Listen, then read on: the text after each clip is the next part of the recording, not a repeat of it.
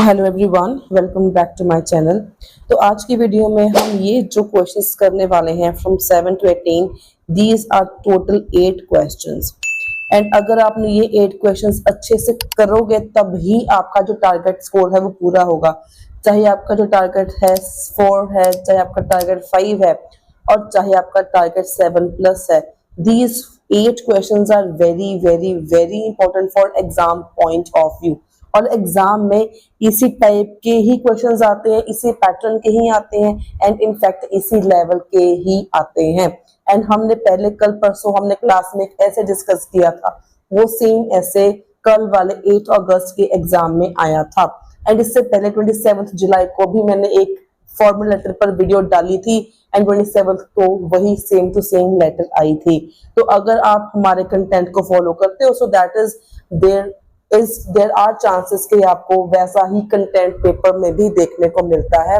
So without wasting time, let's get started. But before I start, I would like to request you all that अगर आप preparation कर रहे हो for general training reading, तो kindly जो ये questions हैं 7 to 18, तो ये क्वेश्चंस आपने बिल्कुल भी छोड़ के नहीं जाने। तो इसलिए ये वीडियो को एंड तक आपने जरूर देखना है और साथ ही साथ try to participate with me. जो मैं क्वेश्चंस करवाऊं उनके आंसर्स देने की भी कोशिश करना। So let's get started.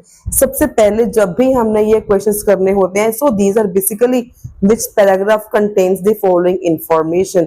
ये क्वेश्चंस इतने इंपॉर्टेंट हैं कि आपको ये सेक्शन 1 में भी आते हैं एंड 99% चांसेस होते हैं कि आपको ऐसे सेम क्वेश्चंस सेक्शन 3 में भी देखने को मिले। लेकिन सेक्शन 3 में अगर आते हैं तो paragraphs are little longer as compare to paragraphs in section 1। तो अगर आपने ये कर लिए तो सेक्शन 3 के भी आपसे इजीली हैंडल हो जाएंगे। तो इस वीडियो को स्किप नहीं करना, इस वीडियो को आपने एंड तक जरूर देखना है। So let's get started. तो सबसे पहले जब भी ये क्वेश्चंस करो आपका मेन टारगेट ये होना चाहिए कि आपने कीवर्ड्स को जरूर मार्क करना है। और कीवर्ड्स, अगर हम इस पैसेज को देखेंगे, पैसेज बेसिकली जो है it is about the cabin bags. तो बेसिकली सारा कैबिन बैग्स के बारे में, सारा कुछ बैग्स के बारे में हमें ई तक 5 पैराग्राफ्स वी हैव गिवन। तो हमने कीवर्ड्स को ढूंढना कैसे है। पहली बात, कीवर्ड्स होते क्या हैं। मेनली जो आपके राइटिंग जबकि रीडिंग में जो इस मैचिंग द इंफॉर्मेशन में जो कीवर्ड्स होते हैं, these are basically the adverbs. Adverbs क्या होती हैं? विशेषताएं, खासियत जिसको हम बोलते हैं।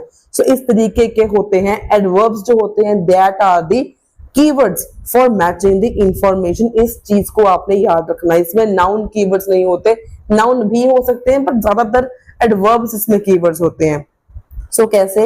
Let's have a look. So first आपके पास क्वेश्चन है, the zip on this cabin bag may be difficult to use. Obviously हमें ये टॉपिक सारा बैग्स के बारे में गिवन है, बट यहाँ पर उन्होंने बोल दिया कि जो जिप है on the bag, the zip on the bag, sorry, तो मेन आपका क्या है, जो आपका जिप है on the bag, it is difficult to use. Bag difficult to use नहीं है, जो बैग में जिप लगी होती है वो डिफिकल्ट टू यूज है। नेक्स्ट आ गया, this cabin bag may B badly damaged if it dropped. तो यहाँ पे आ जाएगा badly damage if it is dropped, मतलब अगर आप इसको पीछे फेंकोगे तो बुरे तरीके से खराब हो जाएगा। The handles of this cabin bag have a number of different problem. जो इसके हैंडल्स हैं, जो कैबिन बैग्स के हैंडल्स हैं, इसमें आपके पास नंबर ऑफ डिफरेंट प्रॉब्लम्स हैं। बैग्स के हैंडल के साथ प्रॉब्लम है, कहीं पर जिप है, कहीं पर पूरा बैग में प्रॉब्लम है, तो कहीं पर हैंडल्स की प्रॉब्लम है।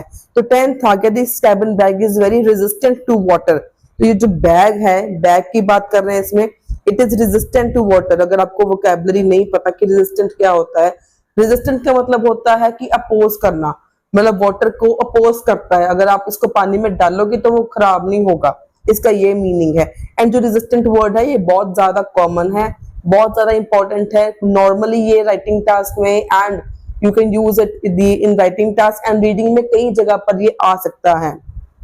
So there is a good choice of patterns of the fabric of this cabin bag. तो यहाँ पर आपके पास good choice of patterns of fabric के बारे में बात कर रहे हैं। यहाँ पर क्या बात कर रहे हैं? यहाँ पे फैब्रिक के बारे में यहाँ पर हमारे पास बात कर रहे हैं। उसके बाद आ गया, this cabin bag isn't very easy to move around. तो इसमें भी हमारे पास बैग की बात कर रहे हैं। Isn't very easy to move around, move करना इजी नहीं है इसको। उसके बाद आ गया this cabin bag has just one internal zipped pocket. तो इस बैग के अंदर सिर्फ वन इंटरनल जिप्ड पॉकेट है, जिप वाली इसमें अंदर एक ही पॉकेट है। The trolley handle of this cabin bag is adjustable. तो जिसको ट्रॉली का हैंडल है of this bag is adjustable, जो ट्रॉली का हैंडल है वो एडजस्टेबल है। और आपने कीवर्ड्स को मार्क कर लिया, हो सके तो इनको साथ ही में आपने माइंड में भी बिठा के रखना है। फॉर एग्जाम्पल यहाँ पर हमारे पास क्या था, डिफिकल्ट टू यूज है, सबसे पहले हमारे पास डिफिकल्ट टू यूज है, तो अगर गिराओगे तो डैमेज हो जाएगा। तो हैंडल की डिफरेंट प्रॉब्लम्स हैं, वाटर रेजिस्टेंट है, फैब्रिक अच्छी है, इजी नहीं है मूव करना इसको, सिर्फ एक ही इंटरनल जिप है, एंड हैंडल जो है वो एडजस्टेबल है।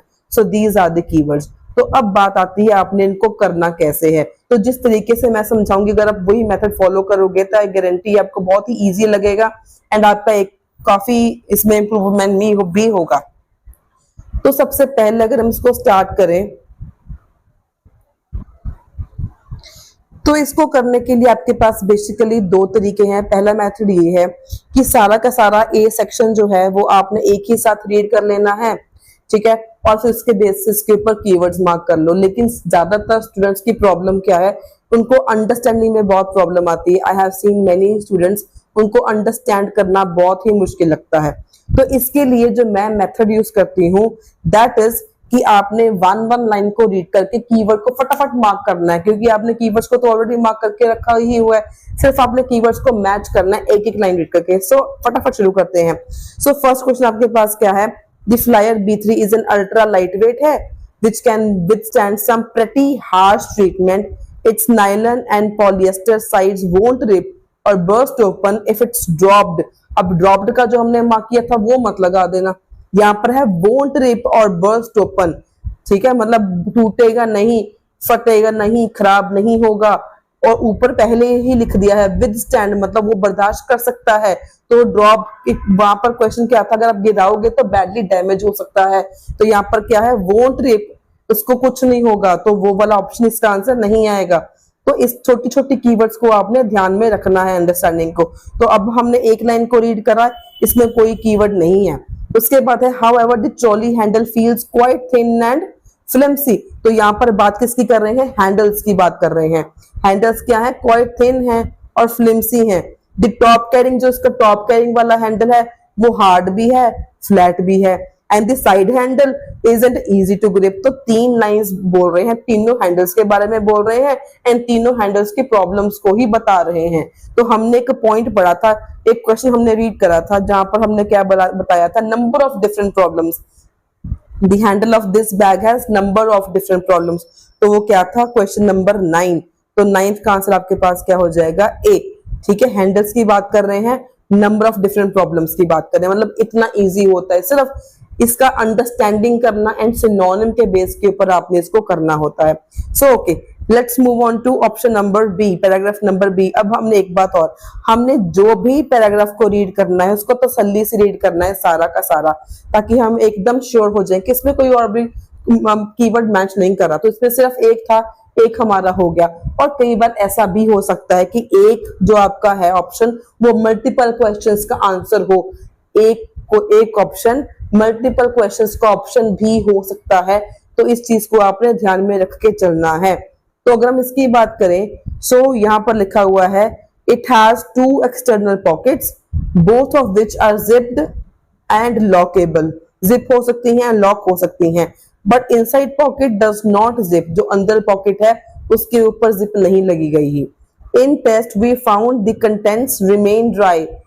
In test we found the contents remain dry when given to a good soaking even around the zips. अब हमने यहाँ पर कुछ पढ़ा था, the contents remain dry when given a good soaking, जितना मर्जी इसको पानी में डुबो लो, सोक कर लो, फिर भी ये ड्राई रहेगा। हमने कुछ डिस्कस किया था, वाटर रेजिस्टेंट हमने कुछ डिस्कस किया था क्वेश्चन में। तो ऑप्शन नंबर 10th में लिखा हुआ है this cabin bag is very resistant to water. तो इसका भी ऑप्शन नंबर हमारे पास बी आ जाएगा। मतलब अगर आप एक एक लाइन करके इसको देखोगे ना, मैच करोगे, तो इसके लिए आपका और इजी होगा। जितना जल्दी होगा उतना आपका टाइम भी सेव होगा, और ऑब्वियसली इससे आपका जल्दी हो रहा है कि आपके माइंड में फटाफट क्लिक कर गया कि remains dry when good soaking, मतलब हमने कुछ पढ़ा था, फटाफट दिमाग में आ गया और जल्दी जल्दी कीवर्ड लगा लिया। अगर आप एक साथ पढ़ने बैठ जाओगे तो कंफ्यूज हो जाओगे। अगर आप मेरे एक्सपीरियंस से नहीं कुछ सीखोगे तो आपका स्कोर इंप्रूव होने में आपको मुश्किल आ सकती है। जो मैं आपको पढ़ाती हूँ मेरे एक्सपीरियंस के बेस के ऊपर है। सो एनीवेज बात को नहीं करेंगे यहाँ पे। The trolley handle has a choice of 2 Heights. अब एक और बात, द ट्रॉली हैंडल की बात कर रहे हैं, has a choice of 2 Heights. अब इसमें आपको चॉइस मिलती है। अब यहाँ पर भी कुछ था हमारे पास हैंडल्स के बारे में, हमारे पास हैंडल्स के बारे में कुछ था। क्वेश्चन नंबर 14 अगर आप देखो, the trolley handle of this cabin bag is adjustable. आपके पास 2 चॉइसेस हैं हाइट की। ट्रॉली बैग की जो हैंडल की हाइट है वो आप एडजस्ट कर सकते हो, इसमें आपको चॉइसेस मिलती है। लोकेशन में क्या था, चॉइसेस मिलती हैं, तो इट इज एडजस्टेबल। तो इसका आंसर भी आपके पास क्या आ जाएगा, ऑप्शन नंबर बी। तो 10th का भी आपके पास बी था एंड 14th का भी आपके पास बी आंसर आ गया। तो देखो अब कितना टाइम कम लग रहा है अगर हमने कीवर्ड्स मार्क कर लिए, 1 by 1 सेंटेंस ट्रीट कर रहे हैं तो। सो नेक्स्ट हमारा क्या है, Foxton is easy to control across most surfaces. को कंट्रोल करना इजी है, however the zips don't always run smoothly specially around the corners. तो यहाँ पे जो जिप्स की बात कर रहे हैं, जिप्स हमेशा स्मूथली नहीं चलती, स्पेशली अराउंड द कॉर्नर्स, मतलब ज्यादातर जो कॉर्नर्स पे है या वहां पर जो जिप है वो इजीली नहीं चलती। हमने एक क्वेश्चन रीड करा था यहाँ पर, the zip on the cabin bag may be difficult to use. इसका आपके पास क्या आ जाएगा, ऑप्शन नंबर सी आ जाएगा इसका आंसर, राइट। तो इस तरीके से फटाफट आपको सारे आंसर मिल जाते हैं। उसके आगे अगर हम रीड करें, so you may have to give them a good tug. Zips की बात कर रहे हैं around, specially if the case is full. अगर आपका bag is easy to control across most surfaces. को कंट्रोल करना इजी है, however the zips don't always run smoothly specially around the corners. तो यहाँ पे जो जिप्स की बात कर रहे हैं, जिप्स हमेशा स्मूथली नहीं चलती, स्पेशली अराउंड द कॉर्नर्स, मतलब ज्यादातर जो कॉर्नर्स पे है या वहां पर जो जिप है वो इजीली नहीं चलती। हमने एक क्वेश्चन रीड करा था यहाँ पर, the zip on the cabin bag may be difficult to use. इसका आपके पास क्या आ जाएगा, ऑप्शन नंबर सी आ जाएगा इसका आंसर, राइट। तो इस तरीके से फटाफट आपको सारे आंसर मिल जाते हैं। उसके आगे अगर हम रीड करें, so you may have to give them a good tug. Zips की बात कर रहे हैं around, specially if the case is full. अगर आपका बैग फुल है तो इस केस में आपको ज्यादा ध्यान रखना पड़ेगा। This is definitely 1 to 1 avoid if you are going somewhere rainy. Rainy में अगर आप बारिश में जा रहे तो आपने इसको अवॉइड करना है। ये रेन में लेके जाने वाला बैग नहीं है, as it gets loads of water in and documents in the pockets will also get pretty wet unless they are in plastic folder। जो आपने डॉक्यूमेंट्स डाले होंगे वो भी गीले हो सकते हैं अगर आप उनको प्लास्टिक फोल्डर में नहीं डालोगे। तो यहाँ पर सिर्फ एक ही कीवर्ड था जो हमने किया, option number C. So that's it. उसके बाद मूव ऑन करते हैं ऑप्शन नंबर डी पर। तो डी में हमें क्या बोल रहा है, this sky bag has a single external zipped pocket and another located inside the lid. एक जो जिप है वो बाहर है, जो एक जिप है वो इनसाइड द लिड है, मतलब एक बाहर है, अनदर मतलब एक ही जिप इसके अंदर है। अब जिप्स कितनी थी, कितनी जिप्स के बारे में भी हमने एक क्वेश्चन को रीड किया था, ये वाला 1 इंटरनल जिप पॉकेट। तो इसका आंसर आपके पास डी आ जाएगा, क्योंकि हमने यहाँ पर अभी क्या पढ़ा, एक जिप बाहर है, एक जिप इसके अंदर है। तो इस तरीके से आपने सिनोनिम्स को मैच करना होता है, पैराफ्रेजिंग देखनी होती है। यहाँ पर कभी भी आपको सेम टू सेम नहीं मिलता। 99% to 100% यू कैन से कि आपको सारे के सारे पैराफ्रेज जो होते हैं यहाँ पर। तो उसके बाद अगर हम रीड करें, the zips are easy to grip and they run smoothly around the case. However, this cabin bag felt a little heavy. However, जो जिप है वो easy to move है, right? लेकिन however मतलब लेकिन जो बैग है, it felt a little heavy to pull on all but smooth floors। जो ये बैग को हमने पुल करना होता है, साथ में खींचना होता है, वो हैवी लगता है आपको जब आपने पुल करना होता है। All but smooth floors and it was hard to steer compared with some of the other suitcases। किसी और के साथ कंपेयर करके अगर आप उसको मूव करने की कोशिश करोगे तब भी आपको मुश्किल ही लगेगा, मतलब बैग को मूव करना इन शॉर्ट मुश्किल है। फ्लोर्स की बात करने अगर आप ध्यान से देखो तो बेसिकली इसमें बात कर रहे हैं स्मूथ फ्लोर्स, बैग को पुल करना मतलब बैग को मूव करना, पुल करना, फ्लोर्स पर चलाना मुश्किल है। और हमने बैक को मूव करने वाला भी एक कीवर्ड रीड किया था। सो वहां ये है हमारे पास 12th वाला question, this cabin bag isn't very easy to move around, तो इसका आपके पास आंसर भी डी आ जाएगा। वन इंटरनल जिप पॉकेट का भी आपके पास आंसर डी आ गया था, राइट। तो उसके बाद हमारा रह गया ई वाला, और ई के बाद कोई भी नहीं है। तो इस केस में आप टाइम सेव कर सकते हो। कैसे? क्योंकि अगर आपको पता है कि आपने ए बी सी डी काफी अच्छे से तसल्ली से सारे के सारे कीवर्ड जितने भी आपको मिले आपने सारे पढ़ के मार्क कर लिए हैं, इन दैट केस आपने क्या करना है, लास्ट वाला ऑप्शन को आपने बिल्कुल भी रीड नहीं करना। एक और मैं आपको चीज समझाऊंगी इस पॉइंट के बाद। तो आपने करना क्या है बेसिकली, सो अगर हम इसको ध्यान से देखें तो 7th वाला हमारा हो चुका है, 9th हो गया है, 10th हो गया है, इसमें हमारा 11th 8th नहीं हुआ, 11th भी नहीं हुआ, ठीक है। 12 13 14 ये हो चुके हैं। तो बेसिकली जो दो क्वेश्चंस हमारे रह गए, दोनों का आंसर आपके पास ई आ जाएगा, ठीक है। दो क्वेश्चंस है क्या, अगर इसको ड्रॉप करोगे तो वो बुरी तरह से खराब हो जाएगा। और फैब्रिक वाला क्वेश्चन अगर आपको मैं क्रॉस चेक करवाऊं तो क्रॉस चेक करें। अगर हम यहाँ पे देखें तो हमारे पास यहाँ पर है ई वाले में फैब्रिक की बात कर रहे हैं, यहाँ पर ह्यूज रेंज ऑफ फैब्रिक, मतलब काफी अच्छा फैब्रिक है। ये आपको यहीं पे मिल गया फैब्रिक वाला आंसर आपको, मतलब ये जो हमारा था क्वेश्चन नंबर 11 था उसका आंसर आपको यहीं पे इजीली मिल गया फर्स्ट लाइन में। उसके बाद अगर हम बात करें लास्ट वाले में, यहाँ पर लिखा हुआ है सो we test each bag by letting it fall onto hard floor and our results show that you will have to treat this bag with great care if you want it to last.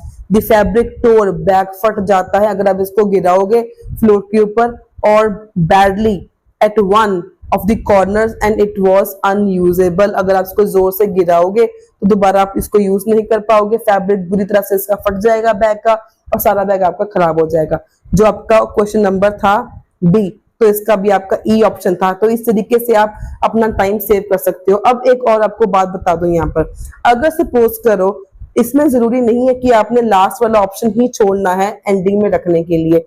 Suppose कर लो अगर आपने B वाला option read किया, इसको समझ में नहीं आ रहा है इसके कीवर्ड्स किन किन क्वेश्चंस के साथ मैच कर रहे हैं, तो आप इसको छोड़ दो, बाकी सारे अच्छे से रीड करके इसके कीवर्ड्स लेके मैच कर लो। तो जो बाकी के आंसर के बचेंगे एंडिंग में, तो उनका आंसर आपने बी लगा देना है। आप इस तरीके से अपना टाइम भी सेव कर सकते हो और श्योरिटी ऑफ आंसर्स भी हो जाती है कि यस जो आपके आंसर्स हैं वो राइट हैं। तो अगर आपको इस वीडियो से कुछ सीखने को मिला हो, कुछ इंफॉर्मेटिव लगा हो, do give it a thumbs up. Don't forget to subscribe my channel अगर आप मेरे चैनल पर नए हो तो, and hit that bell icon so that you don't miss any latest updates, and share this video with your friends who are preparing for IELTS exam. Until then, stay happy, stay healthy, and all the very very best for your IELTS exam. And आने वाले दिनों में आपके लिए एक बहुत बड़ी offer and बहुत बड़ी अनाउंसमेंट भी लेके आऊंगी, so stay tuned with me.